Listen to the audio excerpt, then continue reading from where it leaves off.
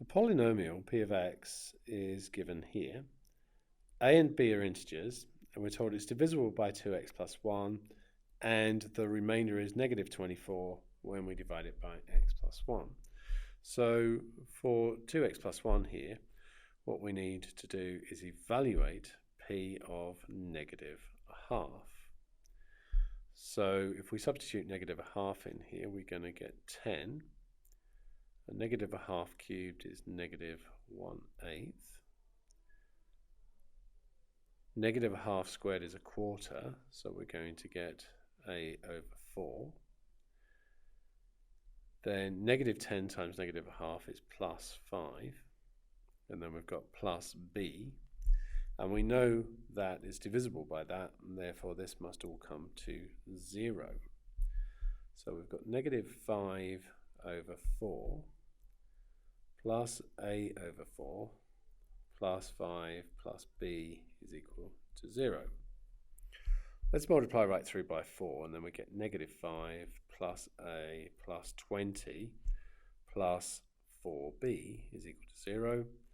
And rearranging, that will give me a plus 4b is negative 15. Let's call that equation 1. Now for x plus 1, we need to evaluate p of negative 1.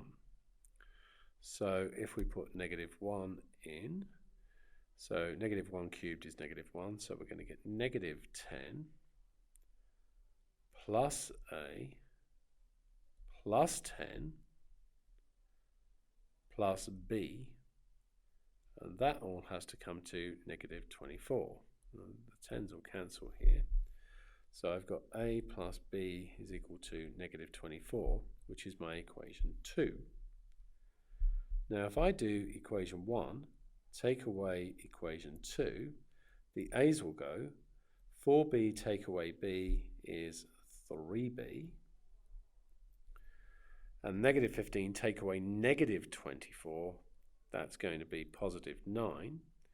And therefore b is equal to 3 as required. Substitute back to here, and I get a plus 3 is equal to negative 24, which means that a is negative 27, again as required. Find an expression for p of x as a product of 3 linear factors. So we've got 10x cubed. Now a was negative 27, so it's take away 27x squared minus 10x plus 3. Now we know that 2x plus 1 is a factor, and the other factor would need to be a quadratic.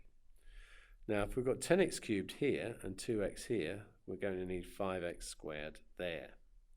If I've got a plus 1 here and a plus 3 here, I'm going to need a plus 3 at the end of this bracket, and we're not sure what's in the middle, so we'll go ahead and find that. I'm going to use coefficient of x squared. So on this side, our coefficient of x squared is negative 27. Over this side, what would give me an x squared? Well, I'll get 5x squares from there, and I'll get 2a x squareds from there. So that means that 2a is equal to negative 32, and so a is equal to negative 16. So what we have is 2x plus 1, 5x squared, minus 16x plus 3, and the second bracket here factorizes into, so we've got 5x and x, and we need the 3 here and a 1 here, so it factorizes like so.